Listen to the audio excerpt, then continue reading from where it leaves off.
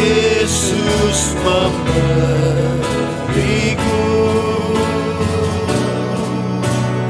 kemenangan. Yesus memberiku, Yesus memberiku kemenangan, kemenangan.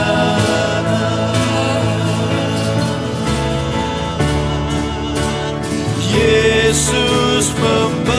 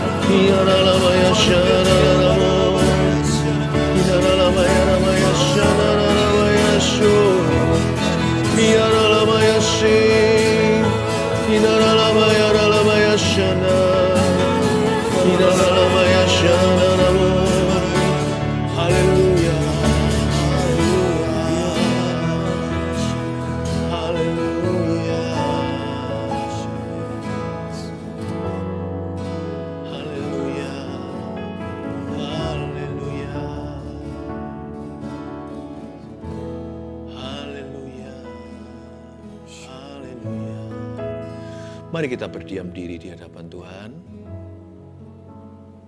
Sebab di dalam tinggal tenang dan bertobat, terletak kekuatanmu. Dalam berdiam diri dan percaya, Tuhan sediakan kemenangan. Terima kasih Tuhan, kami punya satu pembela. Kami punya satu pengantara. Antara bumi dan sorga, Dia yang disalibkan di tengah. Dia yang telah bangkit. Yesus, Kaulah pembelaku. Pada siapa aku harus takut? Tak pernah sekalipun Kau menghakimiku. Kau selalu lembut hati terhadap anak-anak-Mu. Meskipun kami bersalah, Tuhan tidak pernah membuang anak-anak-Nya. Tuhan, Kau kuundang untuk berada di tengah-tengah dan di dekat setiap keluarga saat teduh yang sekarang mengikuti doa ini. Berkati jemaat-Mu Tuhan, bersinar teranglah. Dan Tuhan Yesus, tuntun pimpin kami domba-domba-Mu ke rumput hijau yang Kau sediakan hari ini. Di air yang tenang, urapan yang baru akan menjamah setiap kami. Haleluya. Amin. Praise the Lord, puji Tuhan. Masuk hadirat Tuhan itu harus berani. Karena kita tidak punya Allah yang menuduh. Kita sekalipun sekali-kali masuk dalam kesalahan kita, membawa pengakuan dosa dan kalimat-kalimat penyesalan, Tuhan itu siap untuk mengampuni. Tuhan tidak pernah meremehkan dosa kita, Tuhan tidak membenarkannya, tapi Tuhan itu memberi kita jalan keluar kalau kita percaya. Kita punya satu pembela, namanya Yesus Kristus. Dia udah mati untukmu dan untukku. Dan dia bangkit pada hari ketiga. He means business with you. Dia sangat serius dengan kehidupanmu. Dia tidak akan membuang Anda, sekalipun Anda dan saya mungkin tergeletak hari ini. Meskipun ada orang yang jatuh, Tuhan akan pulihkan. Percayalah, percaya dulu sebelum dengar firman ini, Tuhan akan memulihkan setiap kita. Mari kita ambil Alkitab kita buka di Yohanes pasal yang ke-8 ayat 1. Saya beri judul pembelaku saat ku jatuh. Bukan hanya membela kita saat goyah, bahkan kalau ada orang tertentu sudah terlanjur jatuh dalam dosa, atau gagal usahanya, rumah tangganya, Tuhan kita itu tidak akan membuangmu. Yesus, kaulah pembelaku, pada siapa aku harus takut? Ada sebuah cerita yang sangat interesting, sangat menarik hati. Perempuan yang berzina, ini orang yang tertangkap basah. Kita lihat ayat pertama, tetapi Yesus pergi ke Bukit Zaitun. Pagi-pagi benar ia berada lagi di bait Allah, dan seluruh rakyat datang kepadanya. Ia duduk dan mengajar mereka.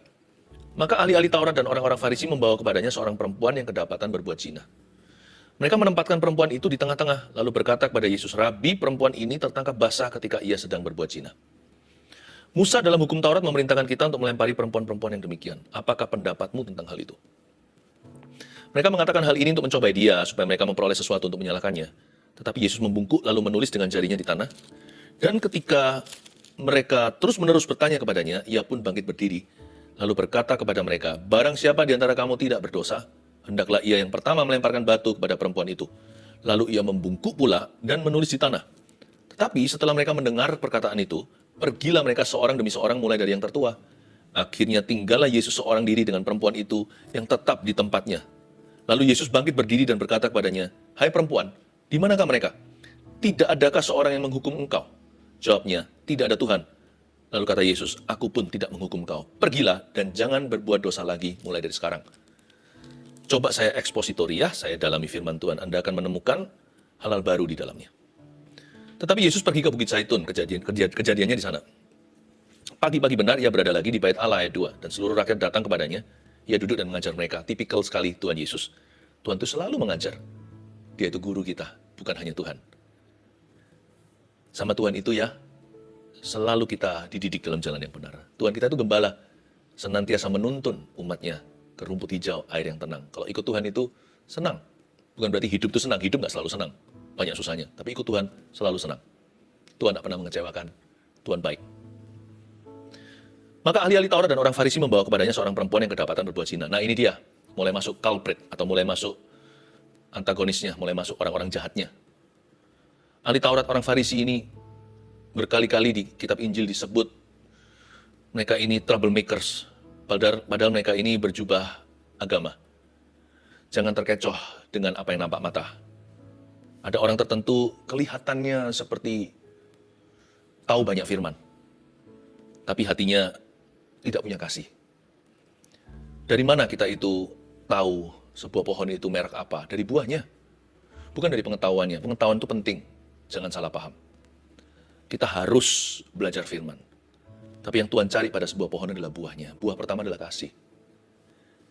Dan Tuhan Yesus ajari bagaimana caranya deal, berurusan dengan orang berdosa. Tapi Tuhan itu lebih dipusingkan dengan orang-orang yang sok suci. Kita jangan jadi kedua-duanya. Karena kita sudah ditebus dengan darah yang mahal, kita jangan jatuh ke dosa lagi. Tapi kita juga jangan sok suci. Jangan lupa loh, yang namanya kacang jangan lupa kulitnya. Kita jangan pernah pikun siapa kita sebelum Tuhan menyelamatkan kita. Sama saja kita juga orang berdosa yang berlumuran darah Yesus anak domba Allah. Ayat 4, mereka menempatkan perempuan itu di tengah-tengah. Lalu berkata kepada Yesus, Rabi, perempuan ini tertangkap basah ketika ia sedang berbuat zina. Tunggu sebentar, ada sesuatu yang off. Can't you see? Bisakah Anda melihatnya? Mereka menempatkan perempuan itu di tengah-tengah. Ini kan perempuan yang berzina. Dia tertangkap basah sedang berbuat zina. Berarti ini bukan percabulan. Dia bukan berbuat seks dengan dirinya. Dia melakukan persetubuhan dengan seseorang. Loh kok nggak fair ya? Mereka hanya menempatkan sang perempuan di tengah. Mana cowoknya? Pernahkah kita sangka kalau dalam cerita ini seringkali kita baca, kita tidak memperhatikan detailnya. Saya selalu bertanya, mana laki-lakinya? Bukankah dibutuhkan 2 orang untuk berzina? Dasar orang-orang Farisi ahli Taurat ini adalah orang-orang yang hipokrit. Orang-orang yang munafik. Yang menunjukkan yang sangat berat sebelah dan pilih kasih tebang pilih kalau soal menghakimi. Selalu yang mereka tampilkan bukan kebenaran penuh. Kebenaran yang mereka mau orang lain lihat saja. Mereka tidak pernah menunjukkan seluruh cerita. Selalu potong sebagian, ya itu aja yang ditampilkan supaya orang salah paham. Demikianlah kelakuan biasanya orang-orang yang suka menghakimi sesamanya, menyalahkan, dan suka mencari salah-salah pada orang lain dan mengkambing hitamkan. Kenapa sih ada orang-orang yang punya penyakit begini? Karena mereka sendiri tidak mau diketahui dosanya. Orang-orang demikian itu suka menyalahkan orang lain supaya kesalahan mereka sendiri diabaikan. Tuhan paling gak suka sama orang yang kayak begini. Tapi jangan khawatir, penghakiman itu milik Allah. Urusi saja hidupmu sendiri, dan bantu orang lain yang membutuhkan. Yang beginian itu urusan Tuhan. Saya, waktu renungkan lagi ayat 4, mereka menempatkan perempuan itu di tengah. Saya mulai curiga, tapi ini hanyalah kecurigaan. Nggak tentu terbukti ya.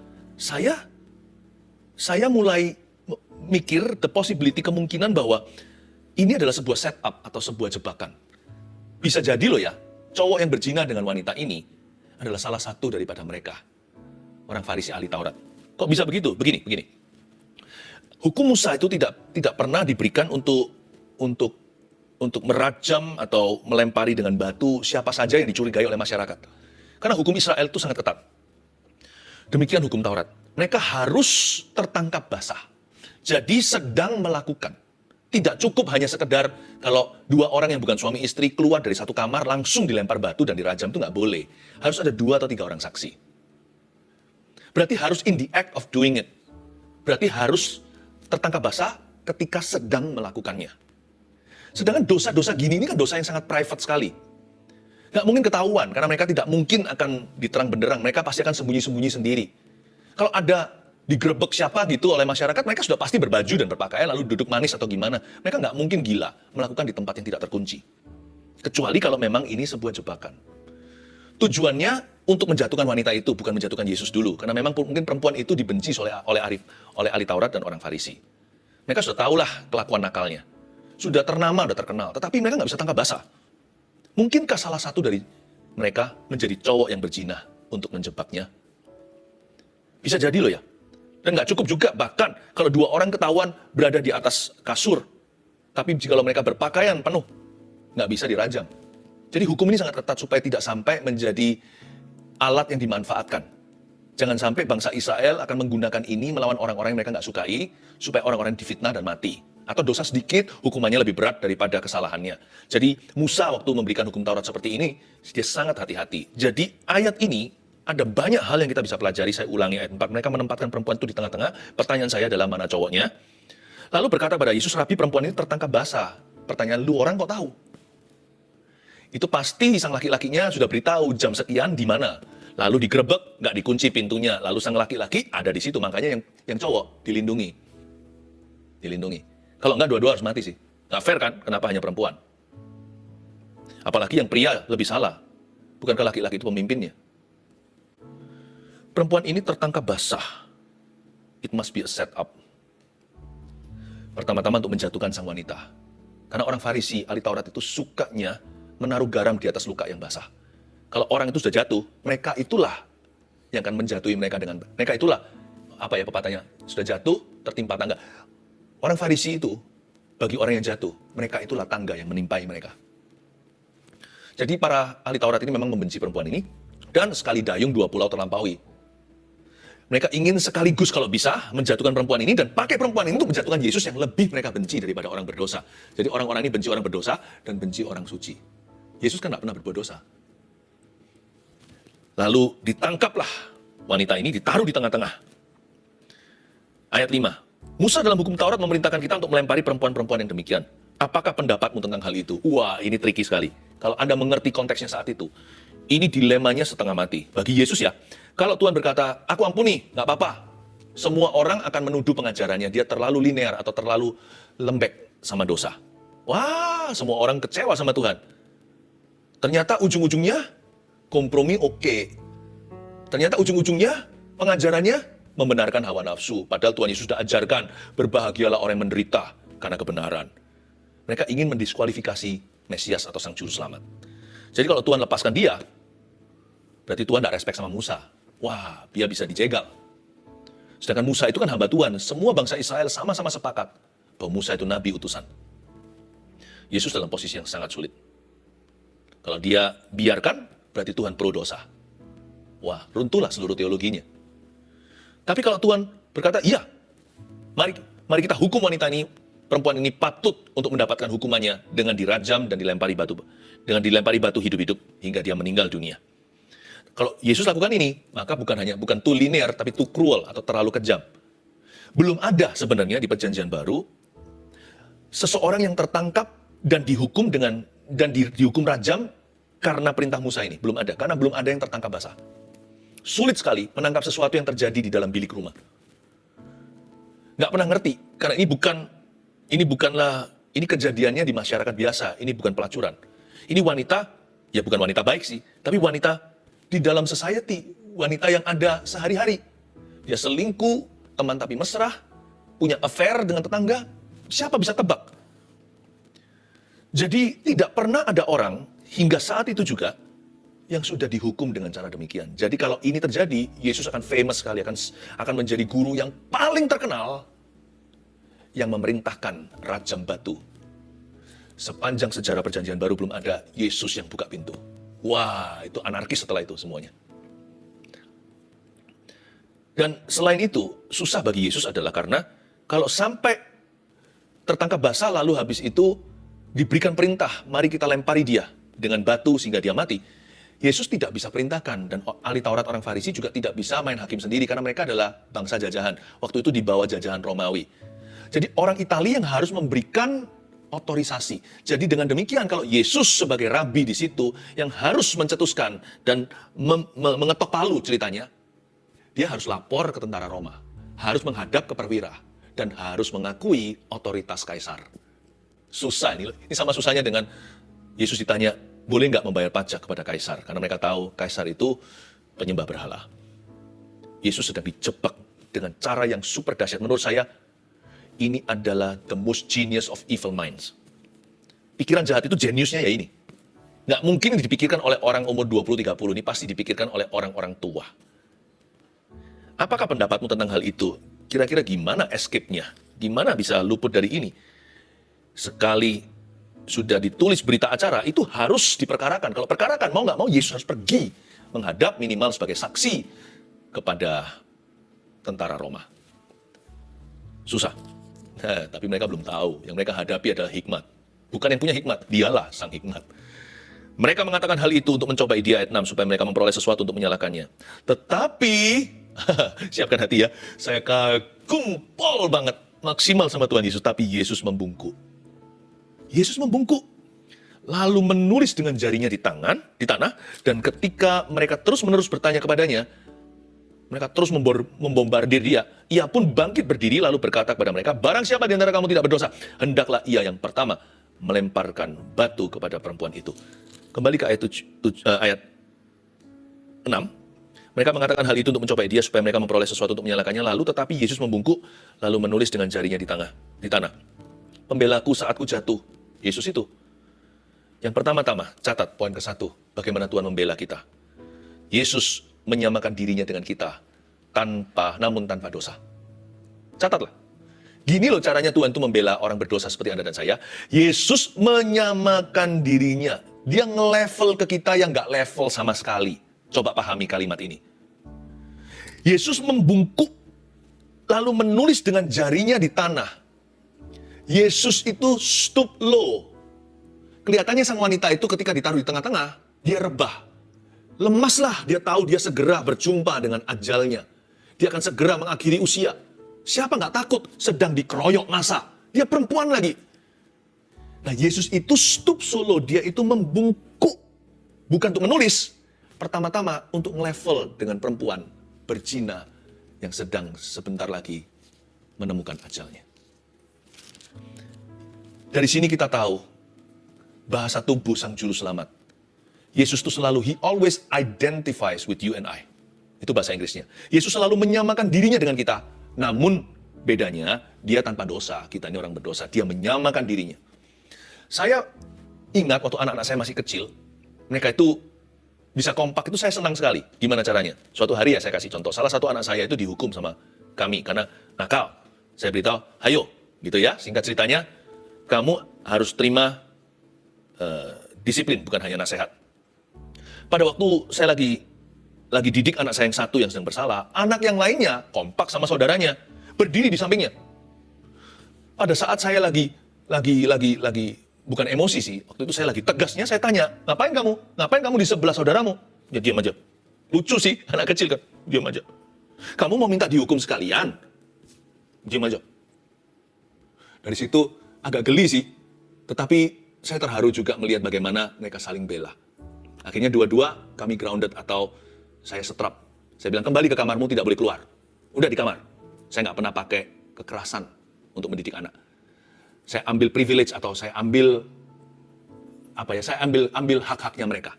Dan saya ambil hari itu hak mereka untuk keluar, untuk jalan-jalan, untuk mainan. Saya bilang, kembali ke kamar. Waktu kembali ke kamar, dua-dua masuk. Yang salah masuk, yang nggak salah juga masuk ke dalam. Andai kata di kamar saya suruh dia 1 jam, setengah jam saya keluarkan. Bukan karena yang salah, saya keluarkan karena saya kasihan dengan yang nggak salah. Itu loh saudaranya yang ikut untuk merasakan penderitaannya, atau turut menanggung hukumannya.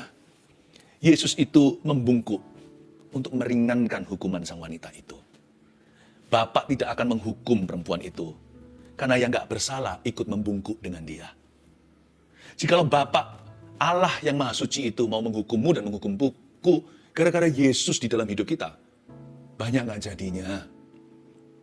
Bukan karena kita yang mulia, tapi karena Yesus yang nggak pernah berdosa yang ada di dalam hidup Anda dan hidup saya. Makanya hukuman kita itu nggak setimpal dengan perbuatan kita. Dosa kita itu loh ditimpali pengampunan, bukan karena Anda dan saya sosial amal, tapi karena Yesus yang nggak berdosa, yang suci itu yang ada di dalam hidupmu. Ketika kita mau dihukum, tapi Bapa mengutus putranya yang tunggal, Yesus Kristus, supaya di samping kita selalu ada yang ikut menanggung hukuman kita. Lebih tepatnya, dialah yang memikul dosa kita di kayu salibnya. Yesus itu menyamakan diri dengan kita. Namun tanpa dosa, dia nggak sama dengan dosa kita. Tapi Yesus menyamakan diri atau nge-level dengan you and me, yang nggak nge-level sama sekali sama sorga. Waktu dia membungkuk, semua orang terkejut dengan reaksinya. Loh kok begini? Harusnya dia mengintimidasi kan perempuan itu. Tahu rasa kamu. Siapa suruh kamu begitu? Rajam dia. Kan lebih gampang.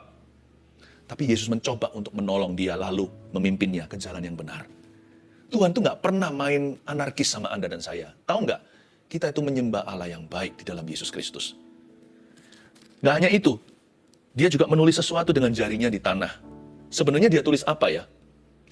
Dia tulis apa? Kan mereka terus-menerus bertanya kepadanya, alias orang-orang ini nggak tahu diri, terus mendesak Yesus.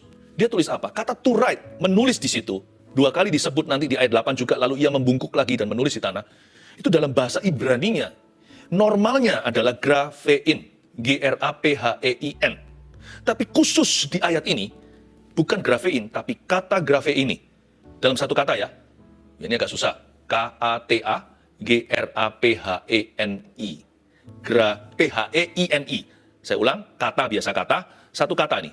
Tidak dipisah. Kata grapheini, G-R-A-P-H-E-I-N-I. Yang artinya to write something, to write down a record against someone. Jadi Yesus menulis apa? Yesus sedang kata grapheini. Kayak grafir gitu, di atas pasir. Tuhan sedang menulis sesuatu melawan seseorang. Jadi Tuhan bukan nulis sama wanita itu, tahu rasa lu. Enggak. Tulisan itu ditujukan kepada para tua-tua yang berdiri. Yesus menulis begini, I know what you did last summer.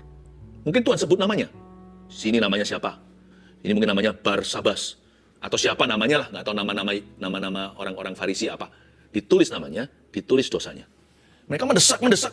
Yesus tidak terdesak. Yesus tulis satu persatu. Kalian tidak lebih suci dari orang. Jadi jangan takut orang yang menghakimimu. Orang yang suka sepenggal-penggal melihat Anda. Hanya mencari-cari kesalahan. Dan yang tidak pernah mau melupakan keteledoran dan mungkin kesalahan Anda dalam belajar. Itu diingat-ingat selama-lamanya forever. Di dalam di dalam otak dan hati orang-orang tertentu. Ada orang-orang yang will never let you go. Akan ada orang-orang yang selalu akan mendakwa Anda. Mereka menjadi asisten iblis untuk mengingatkan kesalahan Anda di masa lalu, sekalipun Anda sudah wisuda dari kesalahan itu. Don't worry. Tuhan akan katagrafe ini mereka, cepat lambat.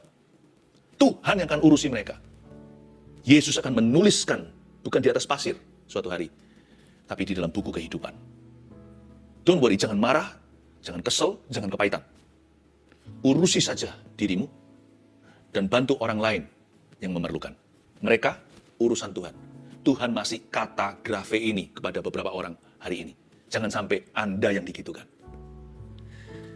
Yesus menyamakan dirinya dengan kita namun tanpa dosa. Lalu kemudian Tuhan Yesus membungkuk lagi. Tapi saya suka sekali gesture atau gerak-gerik tubuh.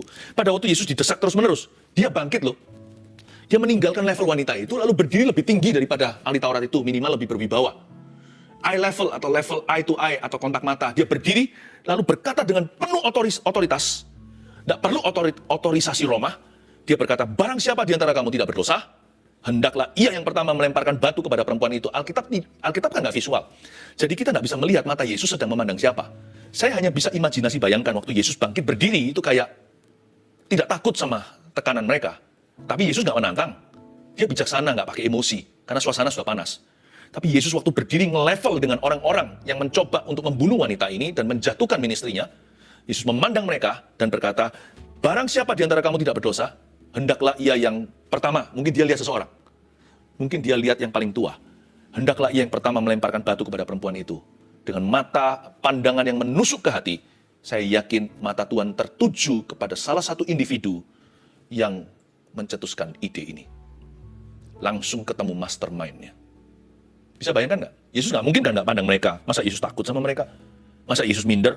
Yesus berdiri dan berkata, barang siapa di antara kamu yang tidak pernah berbuat dosa, hendaklah ia yang pertama melemparkan batu kepada perempuan itu. Kata hendaklah ia, persis matanya tertuju kepada sang pencetus idenya. Kena. Tidak heran di ayat 9. Tapi setelah mereka mendengar perkataan itu, pergilah mereka seorang demi seorang. Mulai dari siapa? Mulai dari yang mencetuskan idenya. Mulai dari sang mastermind-nya, arsiteknya. Mulai dari yang tertua, yang paling bijaksana, yang paling licik ini pasti. Pergi dulu. Akhirnya tinggallah Yesus seorang dan sendiri dengan perempuan itu yang tetap di tempatnya. Lalu Yesus bangkit berdiri dan berkata kepadanya, hai perempuan, di manakah mereka?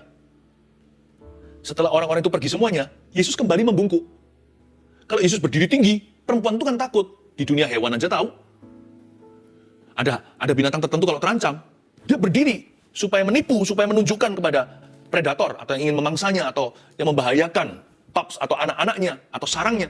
Dia berdiri untuk menunjukkan bahwa dia besar, padahal dia hewan yang lebih kecil.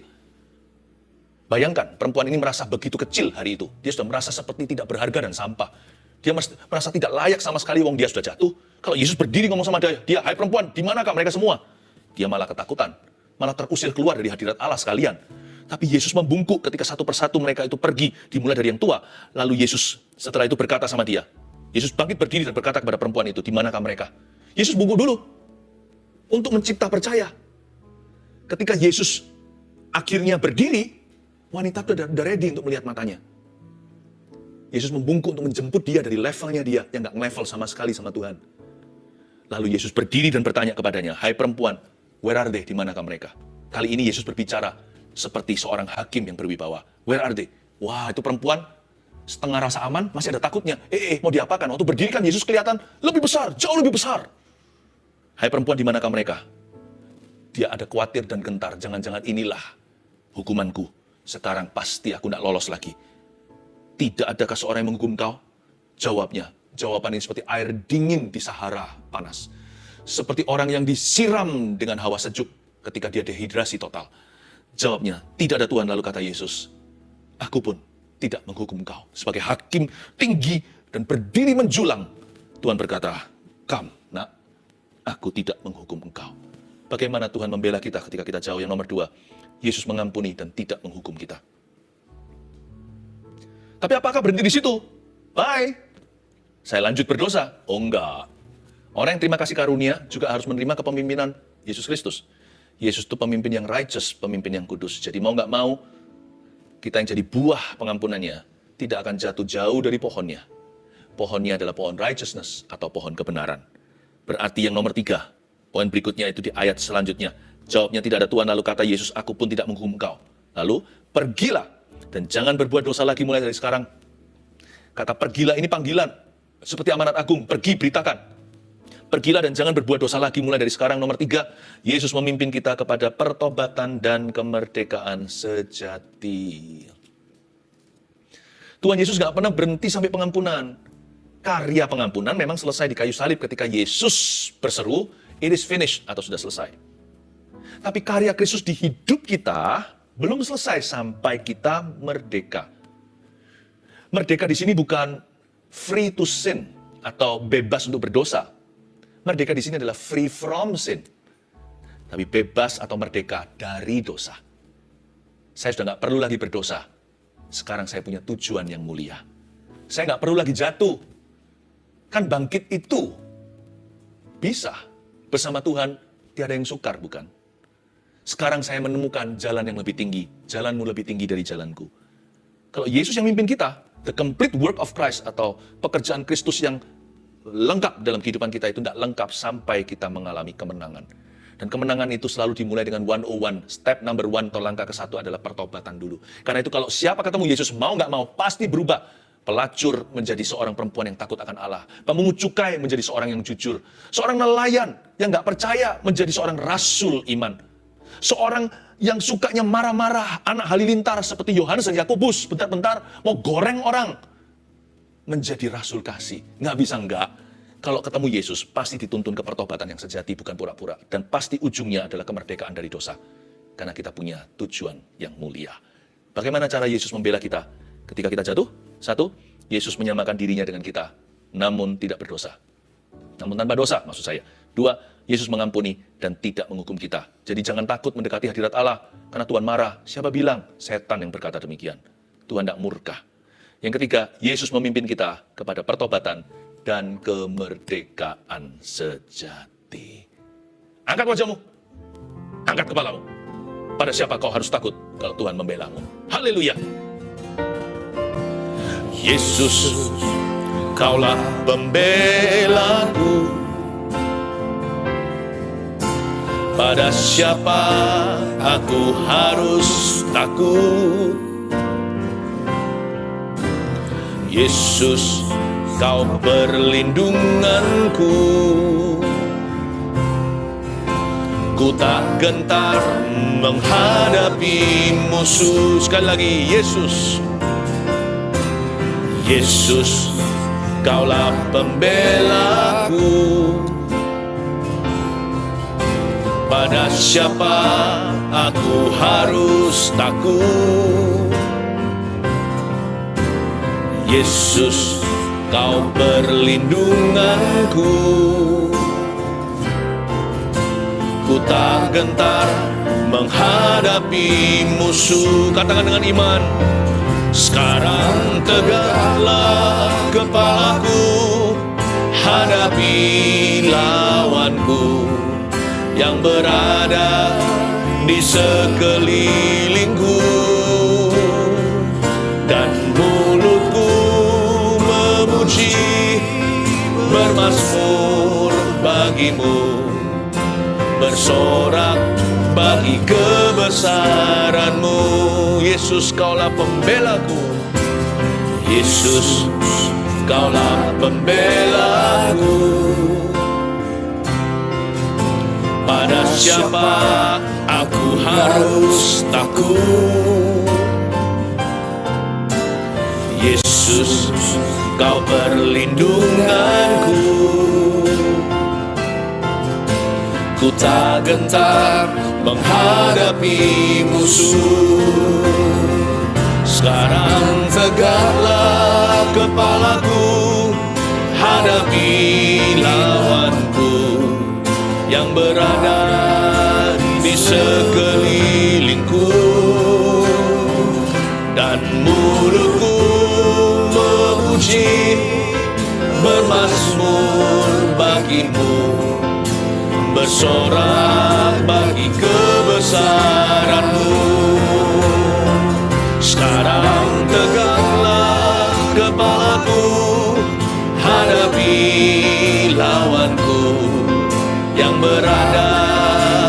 sekelilingku,